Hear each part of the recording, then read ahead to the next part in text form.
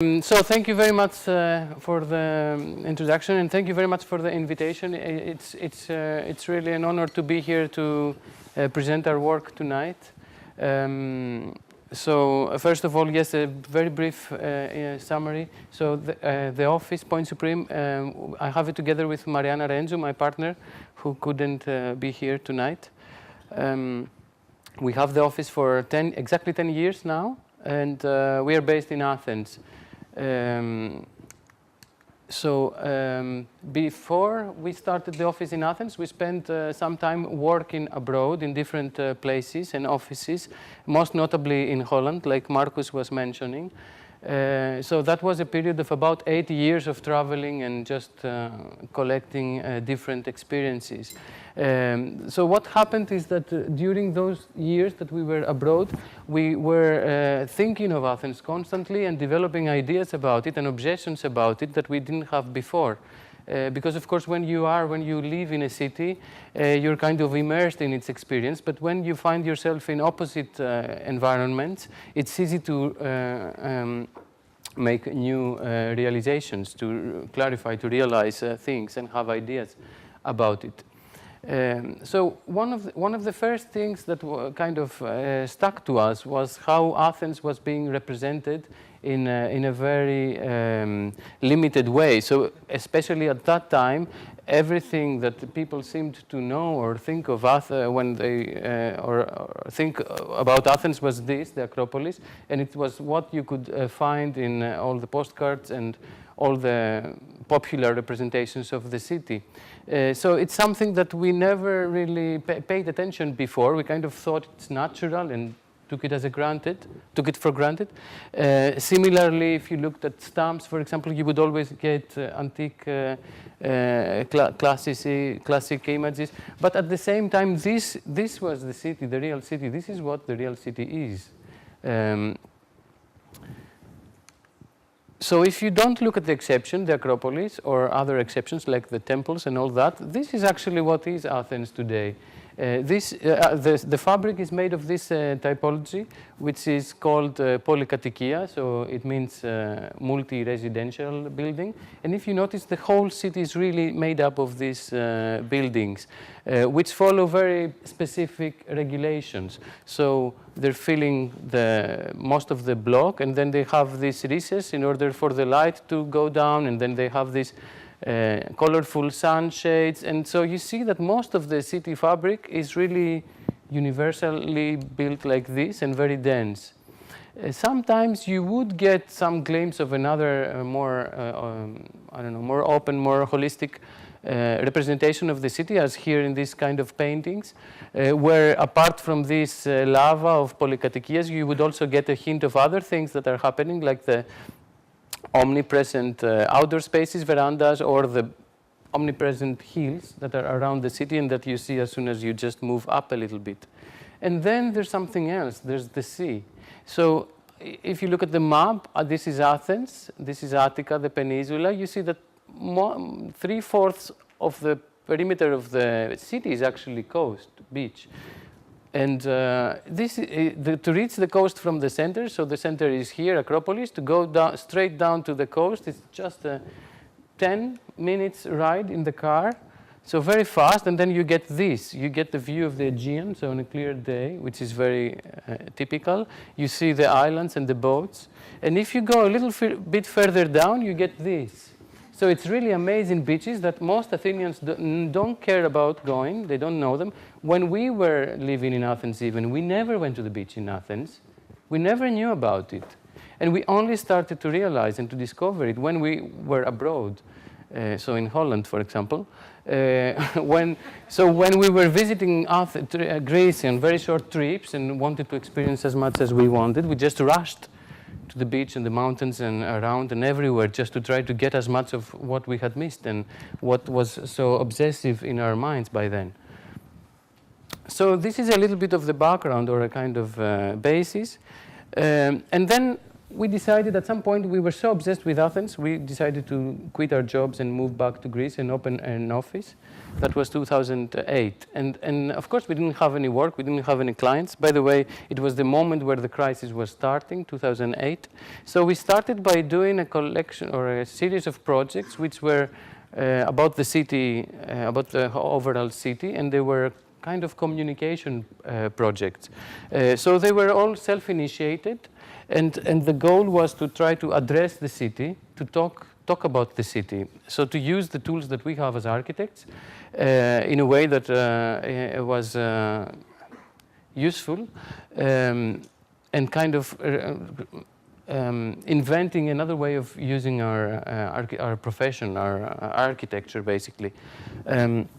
For example, it was this project. It was at the time of the big fires every summer, where big parts of the land around Athens was being burnt, deforested, so that people could actually invest and build things. So we made this image, which was very controversial, showing one of the few hills in the center that's Lykavitos, the tall one that's not totally built, as being also on fire and then built up completely. So this was taken and published in the newspaper, and there was a lot of debate about it, because of course it was very shocking to see it. And then we started another project which dealt with this building type, the polykatikia, which was kind of hated by most of the people, because of course everybody in Greece, everybody blames this building type for the situation that you saw earlier with this super densely built average lava of concrete that parts of Athens are made like. But in fact, it's not the fault of the typology, obviously. It's the fault of the way that the typology has been used and the lack of other things like public space. So we started to develop a project that was kind of treating this thing like an icon. It was the experience that we had taken from working in Holland, in OMA and MVRDV and all these offices where we were constantly inventing icons. So now going back to Greece, we started to try to find the icons in the city that we already had, because anyway, we were not going to make anything new. So we started by sending a letter to Lego to ask to have this Lego polykatikia on sale, which never was answered. And then we did this exhibition, this project, which was called 100 Polykatikias. And the point of this project was to try to find every kind of public program, every kind of public need, public space, everything that's lacking in Athens, to try to find it camouflaged in a kind of polykatikia structure or model or something. So there was even a Lykavitos hill polykatikia, for example, a polykatikia disguised as a hill, but also other things. And this was the first year we were back in Greece, and this project was exhibited in the Byzantine Museum. And suddenly there was some journalists calling and asking and making an article in the most popular Sunday newspaper supplement. So this was very shocking and very unexpected, because we were there, kids, talking about the city and the polykatikias in this magazine that everybody in Greece was reading on a Sunday. So not architects. So that kind of proved to us that what we had started had a meaning, indeed. It was not our own idea that it would matter to people. It did matter to people. Years later, we made another project which seemed to be a kind of extension of the previous project. This one was a real tourist campaign with real souvenirs that are being sold in Athens. The name of it was Only in Athens. It was in collaboration with a poet friend, a philosopher poet friend, and this was the logo of it. So a metope with all the building types that make up the city. So ordinary things like a polykatikia and a Byzantine church, which is always around, and the kiosk, an umbrella for the beach, and then, of course, the little temple ruins. And then there was a series of images that came together with that campaign. Well, there was many, but for example, this one kind of suggested that your view of the city is always what's negative, what's around polykatikias. It's always polykatikias that kind of hide other things that are happening around, or surprises, secrets like open-air cinemas that a lot of people didn't know about, especially foreigners. And then the relation to islands. We started to develop this obsession that actually Athens is an island, or it's just like an island. So we made this map, which is real. It's the connections between islands. And of course, Piraeus, the port of Athens, is the first one that gets links and boats, making this archipelago of connections. And then there was, instead of, in the place of marble little statues of goddess and Athena and Zeus, we made these marble polykatekias, this army of polykatekias that are, or were being sold, and a few other objects. And more or less in the same time, we developed this project, which was very significant, very important to us. It was called Athens as an Island, and it's an image of Athens, a kind of realistic image of Athens. But what has happened is that all the polykatekias have been replaced with Cycladic island architecture. So it's just the same structure with another form. So it kind of summarized what is so similar about Athens and the islands, the fact that the city is built around the center, and the center happens to be in the central highest moment where a temple or a church is built, and then you immediately have the rest of this collection of islands or cities or towns connected with boats, all enclosed in this water that the Aegean Sea is. And then this image became extremely popular. It was on the cover of a city guide for a summer, 2013. But what was more interesting is that we started to see this image printed in shops in Athens. So in the summer, when they were closing for holidays, we started to see this pasted on the glass with a note saying, "We'll be back in September. So have good holidays, we're closing for summer." So it became a kind of popular image of the city for people. And it's funny because when we started to have this idea about Athens as an island and all this resemblance, and we were talking to friends about it, at first they would tell us, "What, Athens as an island? Are you crazy?" And they couldn't see it. But then as soon as this project started to happen, then everybody automatically got it. So this series of projects we're looking at are what I should call communication projects. It's more about addressing the city. This is another extreme case. It's called 100 Views of Acropolis, the project. But what I'm showing you here is the reference or the inspiration project for it, which was the 100 Views of Fujiyama, the sacred mountain of the Japanese. So this was a collection of paintings by Hiroshige and Hokusai, where they were drawing views of the sacred mountain, Fujiyama. And so you think you're flipping through this, or you're looking through these images, and you think you're looking at the mountain, and that's what the title kind of guides you to think. But actually what you're looking at is images of life happening around it. So life in Edo at the time, life in Japan at the time.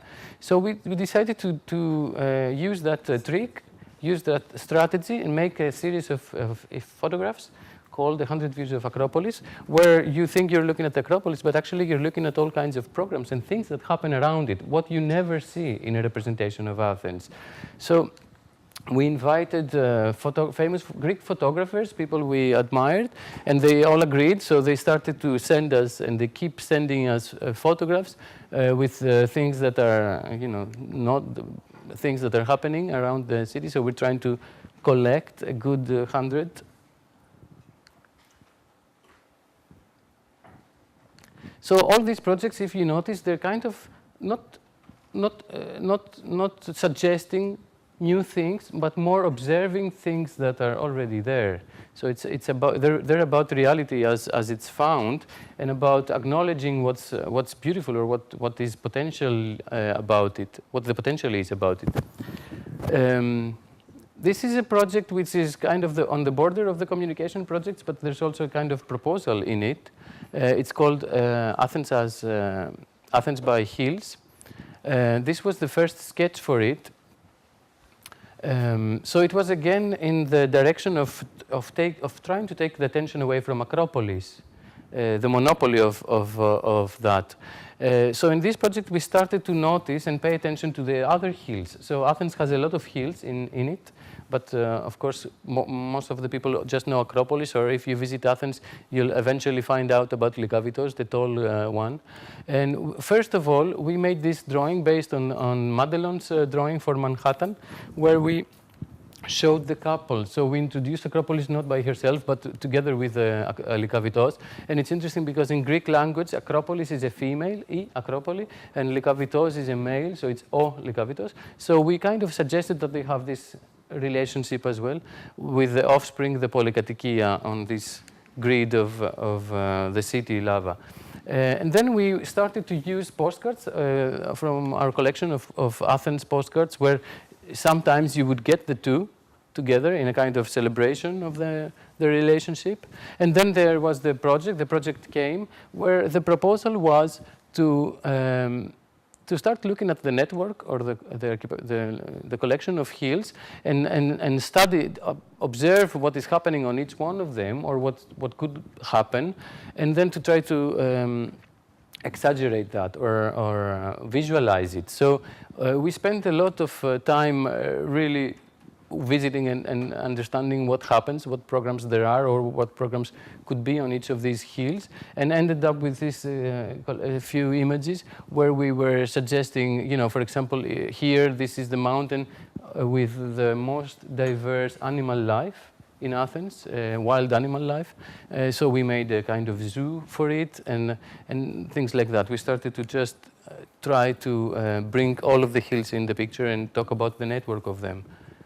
This was an extreme representation for that project, where we used also other hills, extreme hills, just to show the potential or the diversity that hills can have, and a model for it. That was also a lot in the press. Yes. So that was the collection of projects which were about communication, and I'll move directly into actually it's three, I think, three examples of projects which are more architectural or more literal about the public space of the city, so actually proposing things.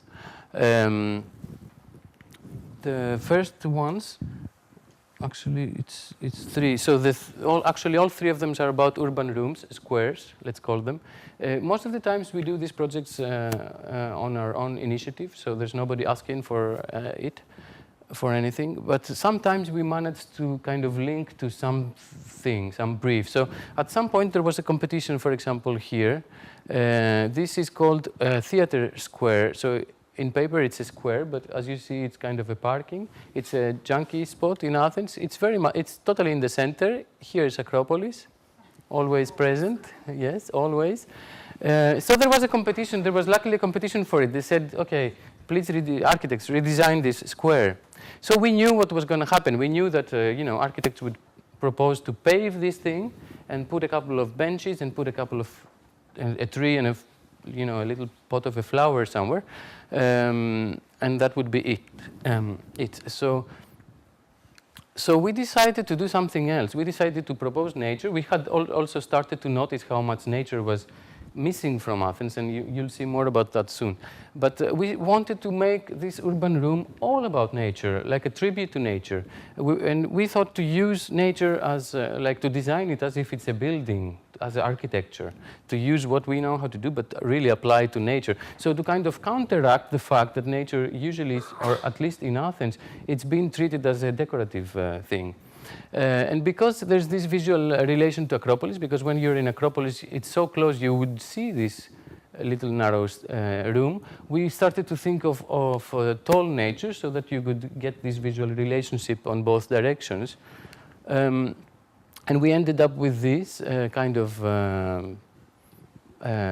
grid of palm trees. Also, we proposed, because all these buildings around are empty office buildings, it's a very deserted, or at least then, a very deserted area in the center. We decided to propose also to turn all these buildings into houses. That's why we added balconies to all of them. and so to bring people back into this area. It's funny to say this with Monsieur Vassal here, with the balconies. And so this was an image from the ground, where of course there was a different type of nature addressing the pedestrians and the life of the public life down below. Then this is another one, another room, a square. This is a square again in Athens, in the center of Athens, right between two of the main major streets. So actually it's a kind of potentially very beautiful square because there happens to be very nice trees around, which is not very easy to find. But then the design of the square is really a disaster, and it's also a junkie spot. Nobody goes there, there's nowhere to stand. And we realized we always wanted to do something about this square. There happens to be a very nice, very interesting building here also. Generally it's a very nice place. And we noticed that there was this little recess with these little 2 steps going down. So we proposed to just fill that with water and turn it into a shallow pool. Because water is also totally missing from the center of Athens. So it's not like in other cities where you can refresh a bit with a fountain or a little pond or something. You really don't find water in the center. Now this project, the interesting story with this project is that it was published as well in the papers, and we were contacted by actually maybe this is an article about that. Yes, we were contacted by a residents group initiative. So it was, I repeat, it's the time of the crisis, so there's a lot of Athenians team up and make organizations and try to do things for the city and the public space. So one of these groups, actually the oldest one, Omada Blanco, it means erasure team, they contacted us. They were so excited about this proposal, and they went and they found a sponsor, actually a German company that manufactured pool mechanisms or for moving the water. So they contacted the mayor and they arranged that we would present the project to the mayor of Athens. And so we made a model for it, actually, to make it more presentable. And we went to the city hall and they were excited about it, and this project nearly happened. In the end, it didn't happen because somehow it got stuck to some bureaucracy about the current status of the square, which was declared a monument. So you were not allowed to touch it. And a third example of this urban space proposals is this one, another self-initiated one. Platia Godzia Square. Actually, it's the city hall square. So this is the city hall. So again, we're right in the middle of the city. Super important space, and as you see, there's no shade. And the fountain, actually, it's a very rare moment that you see the fountain working. So usually there's also no water. So basically you cannot cross the square because it's so hot without shade and with all this hard paving. So it was also a square that we always wanted to do something about it. And we made this image which kind of inverted the current condition because it just made everything soft. It replaced the paving with grass and then added the sprinkles instead of the fountain. And so that was it, the proposal. So as you see, these projects, for example, this one, really, the proposal is kind of minimal, but what happens is that the city itself, the room itself becomes part of the project and becomes the protagonist. And people in Athens, when they see these projects, they get very drawn to them because they recognize the places, and they are drawn to the beauty that they probably haven't noticed before. So really part of these projects is just choosing these places and turning them into something else. Okay, a few other projects that deal with the publicness, the public space of Athens. This is about green. This is called Athens Heaven. This project happened because we were shocked to realize after it was clear that Athens is lacking green. But we looked into it and found out that not only we were missing green, but we were kind of illegal in how much green we were missing, because European Union has a minimum number, which is 7 square meters of green per capita, per person, and most cities have much more, like Berlin and London and Paris even, mega cities, have something like 30 square meters, much more. Well, Athens has 2.7, and it even counts the hills, which are not really green that you can so easily enjoy. So we calculated the amount of green that's missing, because everybody kind of knows that we miss we miss green in Greece, in Athens. But there was no understanding of what that meant. Like, what is this green we're missing? How big is it? So we calculated it in AutoCAD, and then we placed it on top of the city just to show people what this part of green that's missing is. So it would equal all this area. It's one municipality between the Acropolis and the coast, Kalithea. That's why the shape is strange. And we made this image that was meant to be immediately understood by people. So kind of the same object size here, which indeed was very, very much used and talked about. Years later, we came back to the same place, the same site, which is this. So it's Acropolis is somewhere down here. And this is the main street that connects it and the center to the coast. And so this is a very important street. And this is a street that we were fantasizing about when we were already back in Holland. Because this street is a kind of magical place. Because when you're riding the car, from here already you start to see the islands in front of you, the Aegean Sea. So it's a kind of gate. And so, but if you look at the current condition, it's like this. So it's very easy that you just don't see the sea, which is there, or you forget about it because you're just busy driving. And if you see, there's no public space in the middle, so this little pavement is just blocked. There's all this visual noise, and then all the buildings, some empty, just have nothing to do with this fact. So we decided to try to rebrand or reframe this street. We proposed to enlarge this public, not public, but this little thing in the middle, to turn it into a public space and bring the tramway on it because it runs parallel. And then to even try to promote sea-related or summer-related programs on the street, so it becomes a kind of Sunset Boulevard.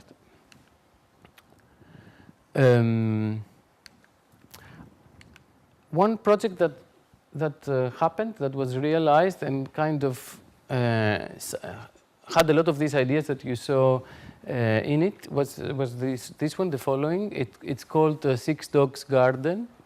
It's this thing. So Acropolis is here. And so the story is that, and this is an urban courtyard. So the story is that there were bars, 5 bars here in a very little street in the center of Athens. And because they were very noisy, each one had, so this was 1, 2, 3. They had their own music and their own styles, and they were so, the owners were so tired of all this mess. And they read an article about us because we had just finished our first project, Flower Shop. Which was completely no budget, but successful. And so they contacted us and said, we don't have any money, but we have this vision. We want to connect these bars and make one thing, one music, one program. So we started this project like this, with no money at all. Actually, there was a little euros from here and there, so we calculated what we could do with them, and we found out that we could, more or less, we could manage to paint the shops. So we came up with a strategy based on color.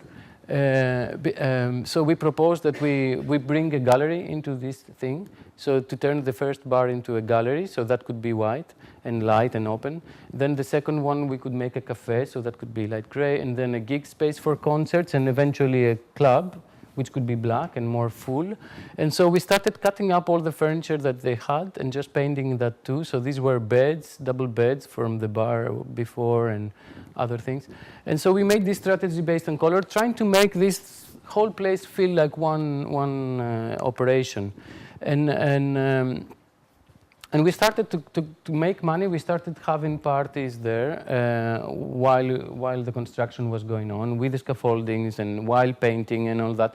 So it kind of became a very urban process or story. The people that used to go to the bars started to feel very interested in the process that they were following, because they started to see this bar they knew transforming into something else. And this something else looked very approachable, probably, very simple, very modest, you know, with cutting and pasting all this older furniture, and seeing the furniture from one bar going into the other bar and all that. So it became a very successful place. So this was maybe actually 7 years ago, I think, it opened, and it's been the most popular bar in Athens, and I think that people don't even think of it as a bar. It's kind of an institution. It's something like a public space. Actually, of course, it feels like that because the gig space concerts, most of the time they're for free. So a lot of teenagers can go and, you know, just have a beer from the kiosk or nothing, or I don't know, but it's just a place that's always packed and active. But the most interesting thing about the whole thing is the back, because there was this urban courtyard in the back that we always wanted, of course, to make part of the project, and we were trying, and it took a few more years, and at the end we got the permission to use it. So there was a stair going down, so you pass under these bars, and then you come out and you find this garden.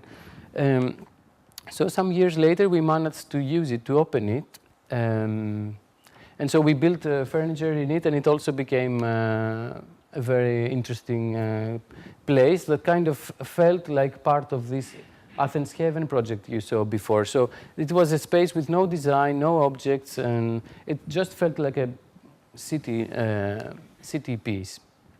This is a photo from the New York Times that had it in the list of the things you had to see. It's a very Athenian piece. Another project that kind of, well, it didn't happen, but somehow close. It was a competition we won, and it also kind of embodied a lot of the ideas you saw before in the communication projects. This was a project for this point here. So in front of the new National Library and Opera that's now built by Renzo Piano.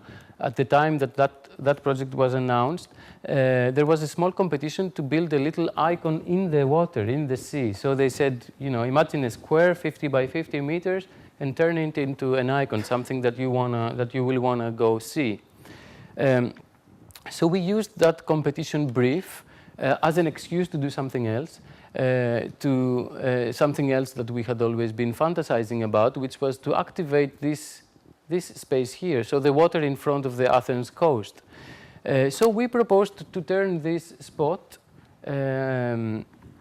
into a station, into a place where a ferry boat would be always parked in front. And so you would jump onto the ferry boat, and the ferry boat would do a kind of route between the small closer islands and maybe have a performance on it or an event or other things, and also that there could be water taxis, something that doesn't exist in Greece, and so that you could, from this little station, you could take a water taxi and just go fast to any of these little amazing beaches around the coastline without having to take your car. So this was the proposal. You see that the given square, we just added a tribune and a huge roof on top with solar panels to create energy for itself. So if you sit on the tribune, you would get views to the Aegean Sea and also to the ferry boat that's in front of you. So this created more possibilities for programming, because you could have an event on the boat and watch it from the tribune, or have an event in the water and watch it from both sides, etc., etc. The water taxis is here, and this is the Renzo Piano building that didn't exist back then, but we kind of imagined it from from the plans. And we knew that every other competitor in this competition would do,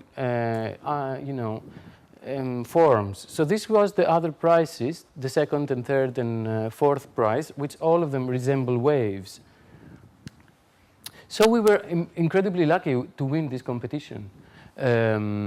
This is just some material of the competition. Also to because there was asked to have a cafe and a restaurant, to make sure that we keep a public level, a public space, that people don't pay a ticket. We used the tribune to raise this restaurant and cafe on the first floor so that you could still have a fully public floor below. And this was some of the diagrams of different events that could happen with canoe competitions and plays and other things between tribune and boat. Now, this idea was already tested before. Once, in a summer, there was a theater play that happened on a ferry boat commissioned by an art collector, a Greek art collector, who brought famous actors from the States, Chloé Sevigny. And so there was a theater play on the boat. It started from the port and made a detour, went up to Hydra Island and came back. So that was a 1.5 hour thing. Of course, it was completely sold out and an amazing experience for everybody who was lucky to be there. So basically, we took the same tested thing and tried to make it permanent and for everybody. So different views of it. So what's some newspaper clips. So what's interesting? This is it here. What's interesting about this project? Somebody mentioned once is that they all kind of extend public space in one way or another. So they're kind of extensions. So when this icon was the brief for the icon project was given, it kind of brought people into the sea, but then we thought, why stop people there? Why make them walk back and go back to their car? Why not just go further into the sea? So it's interesting to think that a lot of these projects did that. This was another proposal to make a public space on the roofs of Exarchia area, which is right here in the center under Lykavitos Hill, the student area next to the architecture school, in fact. We proposed to take a ferry boat and place it on top of the roofs of a few urban blocks, because this would also materialize so well the relation of the Sea of Athens concrete and the Sea of the Aegean in front, and all these relationships that are in play, like the hills of the city and the islands on the Aegean, etc., etc. And at some point, some of these projects were presented in the Venice Biennale in the form of models, where hidden aspects of the projects or details or parallel stories were presented in that way. So it was always the new hint, the new element in front of the main picture of the urban project that was already known before.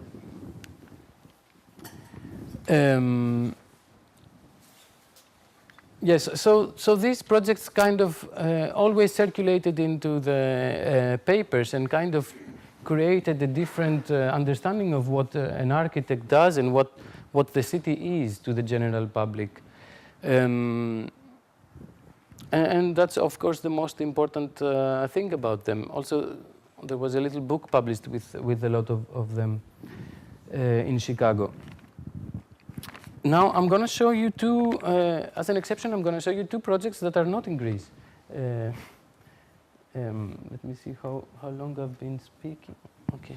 So I'm going to show you two projects that are not in Athens, but they, of course, they deal with the same problematics, the same questions, mainly of public space and what the role of the architect is and how you can influence the city, especially with limited means, or if you're not going to build.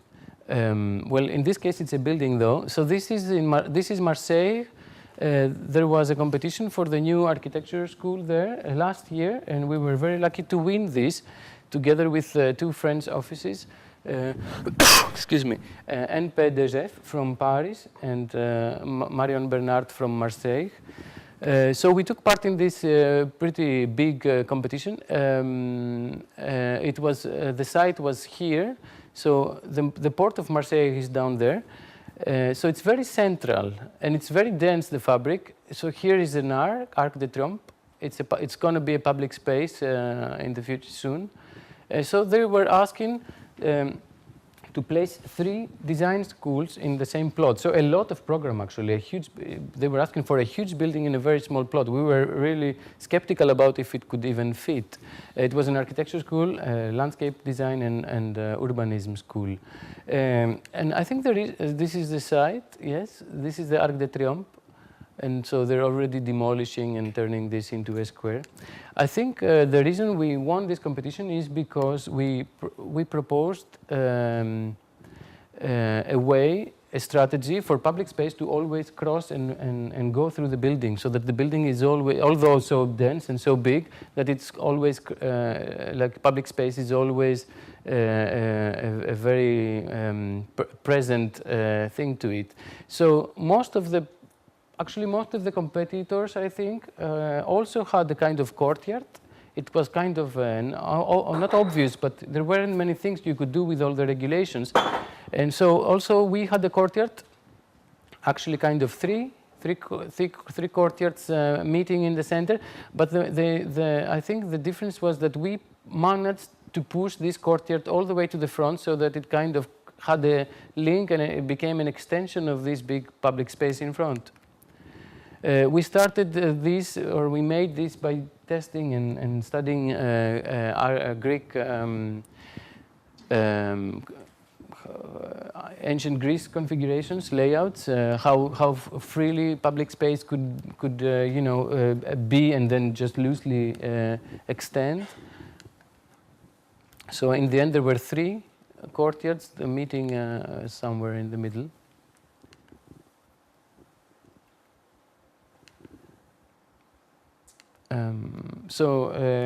What was the aim was to try to keep transparent this block. So the competition asked, imagine it asked for a continuous building. So we tried to keep it open. So it was very thin at some places. And the courtyard in the middle we designed in a way that could be easy to program in different ways. So to have different events during days and different hours and all that. And most of the spaces were designed in a way that it would be easy to capitalize, to exploit them, to use them for things. Anyway, I'm going fast because it's a lot. Okay, so after these 2 exceptions, I'm going to go back to Greece, and I'm going to show you a few examples of realized work. Now, the reason I'm going to do this is because I think it's interesting to see how the ideas that you saw before in urban projects have found their way into the built work, into the real work. Okay, the first one actually is in between. It's also a public project. And it's the other one abroad. It was a competition we won in Tel Aviv. They were asking for a solution for their lack of shade problem. So they wanted a kind of canopy idea, an idea of structures that could block the sun in. And they wanted it to be very cheap because they didn't have a budget for it, and they wanted it to be able to happen everywhere, to be repetitive, modular. So we took the idea of these typical sunshades that I showed you earlier, that we have everywhere in every city in Greece, and that even found their way in kind of monuments or monumental buildings, such as the former airport. Or even on the islands, everywhere in the country, really. So we proposed this was the site of the competition. We proposed a module that was 10 meters by 5 meters, so very narrow, but that you could put together and make lines, like very clear gestures in the public space. So if you had the pavement that you wanted to shade, a very long one, or any other kind of space, you would still not make a mess, not something very difficult, but something very simple, and of course, a very cheap solution. But we just cut up the fabrics to create these triangles, so to make it a little bit more interesting for the space. And so we won this competition, and because they liked the proposal a lot, they decided to move it from the site that we proposed it initially and put it next to the museum, the design museum Cholon, where the big exhibition was happening. So only 3 modules would fit. So this was the outcome. Half of it was then built. And then a couple of years ago, we decided to do something about playgrounds, because the playgrounds in Greece are all totally, well, boring, I have to say, the same, and always this plastic thing. So we started to contact all the companies and ask if anybody wanted to give us toys for free or to have a design for free from us. And we ended up getting a positive reply just from the one company that is the one that's basically doing all the pavement, all the playgrounds in Greece already. So we would have to use the same toys that they already have. So we decided to detach the pieces and put them together, so to make a circle, and so to counteract the fact that now the toys are separate, and when kids play on a toy, they don't look at the others. So to just connect all of them in a simple gesture, a shape, so that when you play, you just look at all the other kids at the same time, so that you have a feeling that you're playing together. And we found a mayor, a municipality in Athens that was interested to do it, and they gave us a plot which was a circle, and that's why the circular shape. And this project also nearly was realized, but in the end, the company went bankrupt, so it was stopped. So here's a few examples of realized projects. So these projects are more or less designed like little cities or environments like the ones you find in a city. So they're promoting the social life of their houses most of the times. So I think looking back at these pictures, we were realizing that we were always trying to find tricks to promote the social life, so the kind of public space of the house, minimizing what's private. So these are a few images. I'm going fast. This is actually the last one we just photographed, this and this. And the bigger one, a whole house in the center of Athens, which was very well, there's a lot of stories about this one that are interesting to talk about. First of all, how it was built. So this was the time of the crisis, so we decided to invest our time to build rather than design. And so what we did was look at junkyards for materials that were left over, like tiles and things like that, and ask companies for sponsorships. So we got a lot of positive answers, and we started to collect things, also from garbage from the street, like old doors, because they're being thrown constantly. And we started to just invent ways to build mock-ups and things. Basically, we built the house as if it was a model. So, for example, these tiles we found in a factory that was closing, and it was typical bathroom tiles that were normally being put horizontally, but we flipped them and made these little column-like things. We used a lot of references from Greek art and things that are known and cultural. So in a way, culture became part of the design of the house. Inventing ways to make, the curve here that allows the light to go in the back.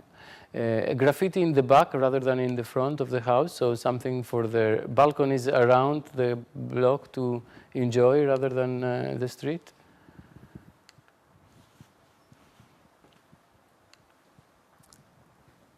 And mimicking things that we had seen in islands, so design repeating itself, and then eventually some pictures of the house. So you see that what happens is that this is like an introvert public space or public city space. There's even a tree in the middle to make that feeling stronger. So the rooms are pushed back and they're closed with, for example, in this case with a curtain. This has changed a bit. But so when you're in the house, you kind of, and this is similar with the previous apartments, most of the times it's normal that you understand what's going on in the rest of it, of the house. It's difficult to, So this is doors that were thrown right in front of our office and that we directly took and used into the house. It's the few doors that exist. We had them parked in our office for about 2 years until the moment came to actually use them. This is one of them.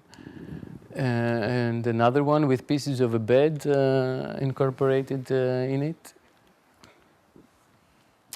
Yes, so then we realized that all these last projects you saw, the realized projects, the domestic projects actually, they had so much in common with the urban projects. And we realized this on the occasion of a Biennale in Chicago, that we were invited to show something.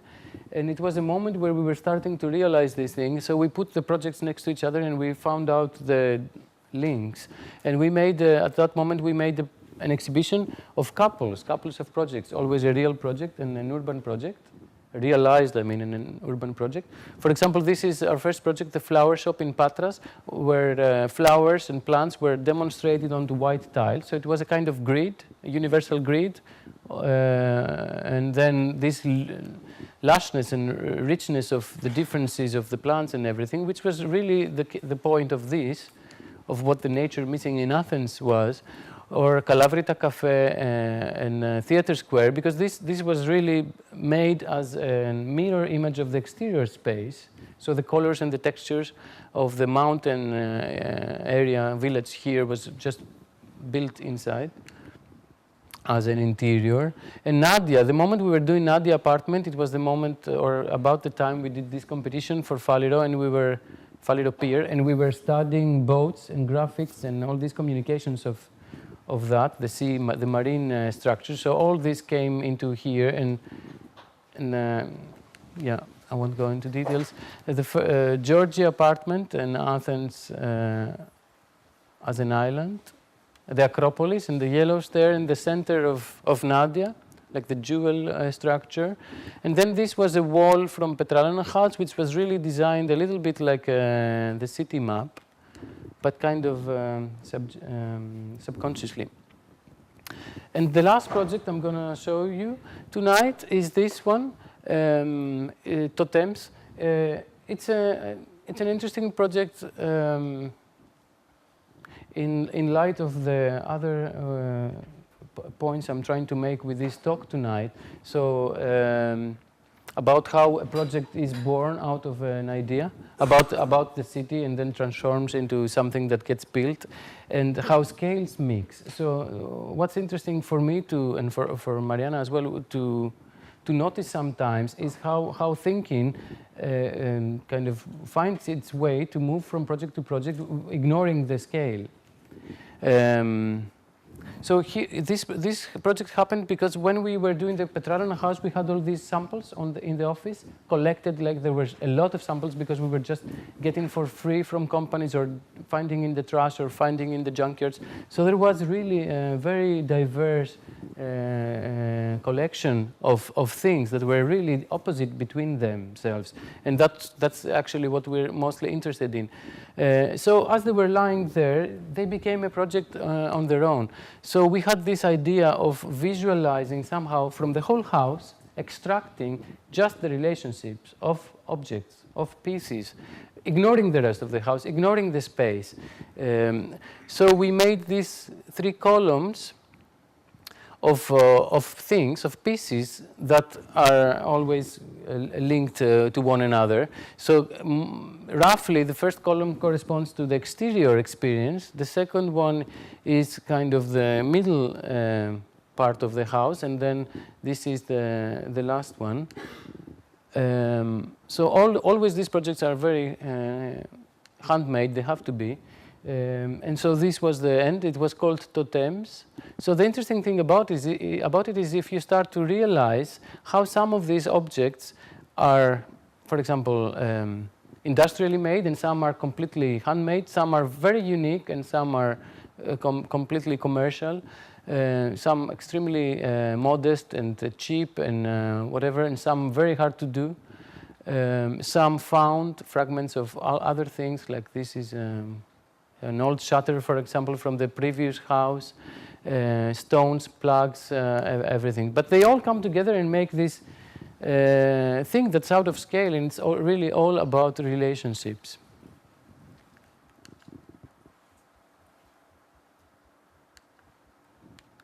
That's it.